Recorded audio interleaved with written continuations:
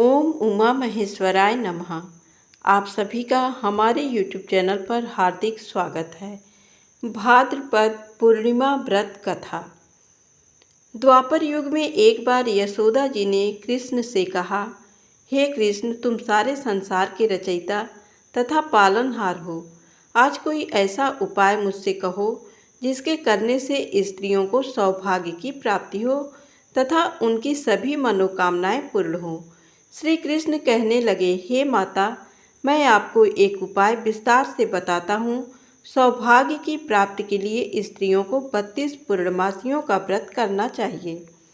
श्री कृष्ण जी आगे कहने लगे कि इस धरती पर एक राजा चंद्रहास की अनेक प्रकार के रत्नों से परिपूर्ण कातिका नाम की नगरी थी।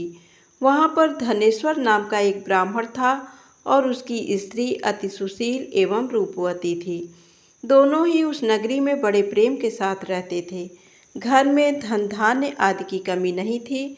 उनको केवल एक दुख था कि उनके कोई संतान नहीं थे। इस कारण वे अत्यंत दुखी रहते थे। एक समय एक तपस्वी उस नगरी में आया। वो तपस्वी उस ब्राह्मण के घर को छोड़कर अन्य सभी घरों से भिक्षा लेकर भोजन किया करता था।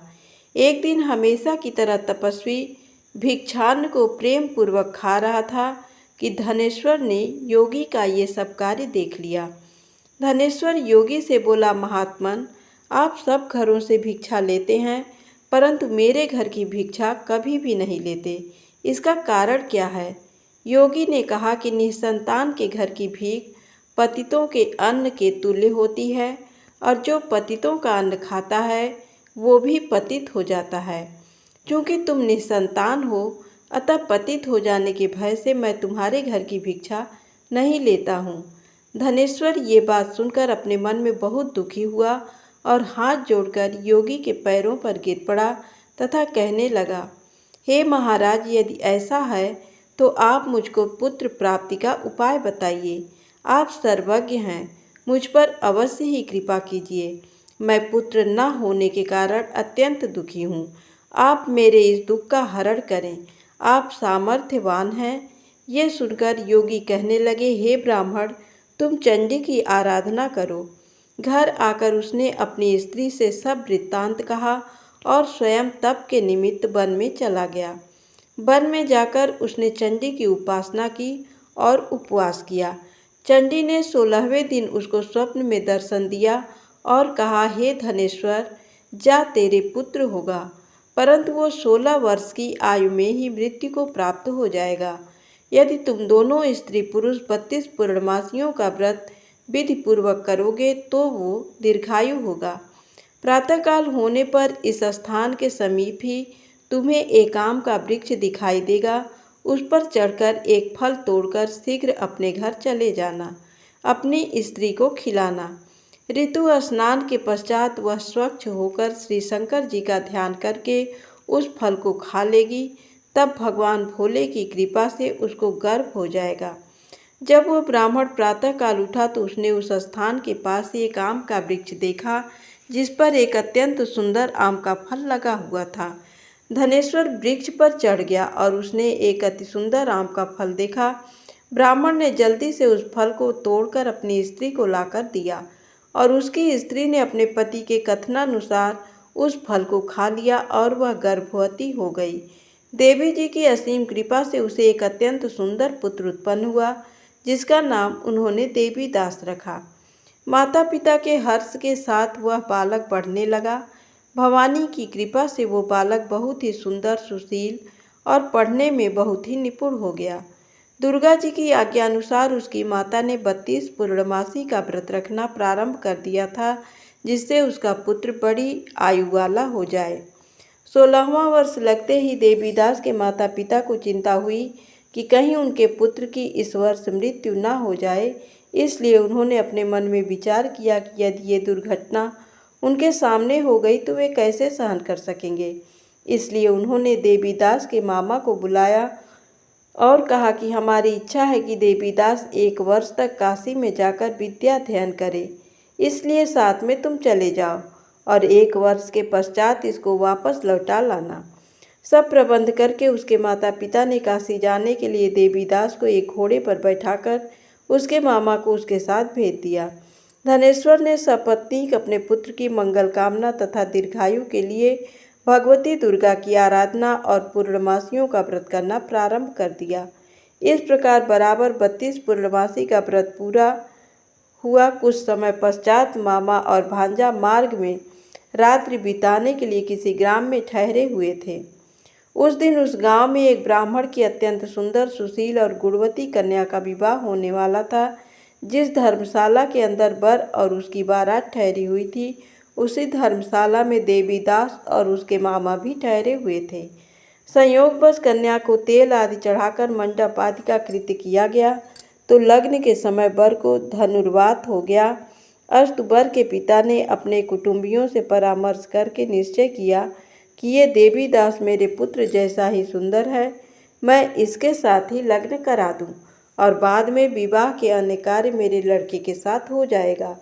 ऐसा सोचकर देवीदास के मामा से जाकर बोला कि तुम थोड़ी देर के लिए अपने भांजे को हमें दे दो, जिससे विवाह के लग्न का सब कृत्य सुचारू रूप से हो सके।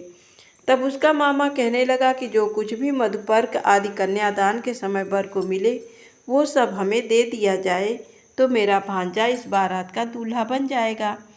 ये बात वर के पिता ने स्वीकार कर लेने पर उसने अपना भांजा वर बनने को भेज दिया और उसके साथ सब विवाह कार्य रात्रि में विधि पूर्वक संपन्न हो गया।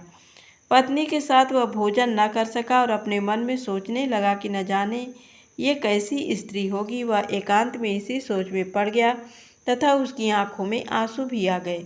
तब वधू ने पूछा कि क्या बात है, आप इतने दुखी क्यों हो रहे हैं।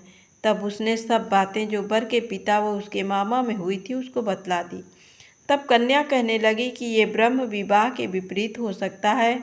देव, ब्राह्मण और अग्नि के सामने मैंने आपको ही अपना पति बनाया है, इसलिए आप ही मेरे पति हैं। मैं आपकी ही पत्नी रहूंगी, किसी अन्य की कदापि नहीं। तब देवीदास ने कहा, ऐसा मत करिए, क्योंकि मेरी आयु बहुत थोड़ी है। मेरे पश्चात आपकी क्या गति होगी, इन बातों को अच्छी तरह विचार लो। परंतु वो दृढ़ विचार वाली थी। बोली कि जो आपकी गति होगी वही मेरी गति होगी। हे स्वामी, आप उठिए और भोजन करिए, आप निश्चय ही भूखे होंगे। इसके बाद देवीदास और उसकी पत्नी दोनों ने भोजन किया तथा शेष रात्रि वे सोते रहे। प्रातःकाल देवीदास ने अपनी पत्नी को 3 नगों से जड़ी हुई एक अंगूठी दी, एक रूमाल दिया और बोला, हे प्रिय, इसे लो और संकेत समझकर स्थिर चित्त हो जाओ। यदि मैं जीवित रहा तो अवश्य वापस आऊँगा, अन्यथा समझ लेना मेरी मृत्यु हो गई है। ये समझाकर वो चला गया। प्रातःकाल होते ही वहाँ पर गाजे बाजे बजने लगे और जिस समय विवाह के कार्य समाप्त करने के लिए वर तथा सब बाराती मंडप में आए तो कन्या ने वर को भली प्रकार से देखकर अपने पिता से कहा कि ये मेरा पति नहीं है। मेरा पति वही है जिसके साथ रात्रि में मेरा पाणी ग्रहण हुआ था। इसके साथ मेरा विवाह नहीं हुआ है। यदि ये वही है तो बताए कि मैंने इसको क्या दिया। मधुपर्क और कन्यादान के समय जो मैंने भूषण आदि दिए थे उन्हें दिखाए तथा रात में मैंने क्या गुप्त बातें कही थी वो सब सुनाए। पिता ने उसके कथनानुसार वर को बुलवाया। कन्या की ये सब बातें सुनकर वो कहने लगा कि मैं कुछ नहीं जानता। इसके पश्चात लज्जित होकर वो चला गया और सारी बारात भी अपमानित होकर वहाँ से लौट गई। इस प्रकार देवीदास काशी चला गया। जब कुछ समय बीत गया तो काल से प्रेरित होकर एक सर्प रात्रि के समय उसको डसने के लिए वहाँ पर आया, परंतु व्रत के प्रभाव से उसको काट न पाया, क्योंकि पहले ही उसकी माता ने 32 पूर्णिमा का व्रत कर रखा था। इसके बाद मध्याह्न के समय स्वयं काल वहाँ पर आया और उसके शरीर से उसके प्राणों को निकालने का प्रयत्न करने लगा, जिससे वो मूर्छित होकर पृथ्वी पर गिर पड़ा। भगवान की कृपा से उसी समय पार्वती जी के साथ श्री शंकर जी वहाँ पर आ गए। उसको मूर्छित दशा में देखकर पार्वती जी ने भगवान शंकर से प्रार्थना की कि हे महाराज, इस बालक की माता ने पहले 32 पूर्णिमा का व्रत किया था, जिसके प्रभाव से इसका मृत्यु दोष कट गया। भवानी के कहने पर भक्त वत्सल भगवान शिव जी ने उसको प्राण दान दे दिया। इस व्रत के प्रभाव से काल को भी पीछे हटना पड़ा और देवीदास स्वस्थ होकर बैठ गया। उधर उसकी स्त्री उसकी प्रतीक्षा किया करती थी। जब 16वां वर्ष व्यतीत हो गया तो देवीदास भी अपने मामा के साथ काशी से चल दिया। इधर उसके ससुर उसको ढूंढने के लिए अपने घर से जाने वाले ही थे कि वो दोनों मामा भांजा वहाँ पर आ गए। उसको आया देखकर उसका ससुर बड़ी प्रसन्नता के साथ अपने घर में ले आया तथा बाद में खूब धन के साथ अपनी पुत्री को उसके साथ विदा किया। श्री कृष्ण जी कहने लगे कि इस प्रकार धनेश्वर 32 पूर्णिमाओं के व्रत के प्रभाव से पुत्रवान हो गया। जो भी स्त्रियां इस व्रत को करती हैं वे जन्म जन्मांतर में वैधव्य का दुख नहीं भोगती और सदैव सौभाग्यवती रहती हैं। ये मेरा वचन है, इसमें कोई संदेह नहीं। ये व्रत पुत्र पौत्रों को देने वाला तथा संपूर्ण मनोकामनाओं को पूर्ण करने वाला है। 32 पूर्णिमाओं के व्रत करने से व्रती की सब इच्छाएं भगवान शिव जी की कृपा से पूर्ण हो जाती है। धन्यवाद।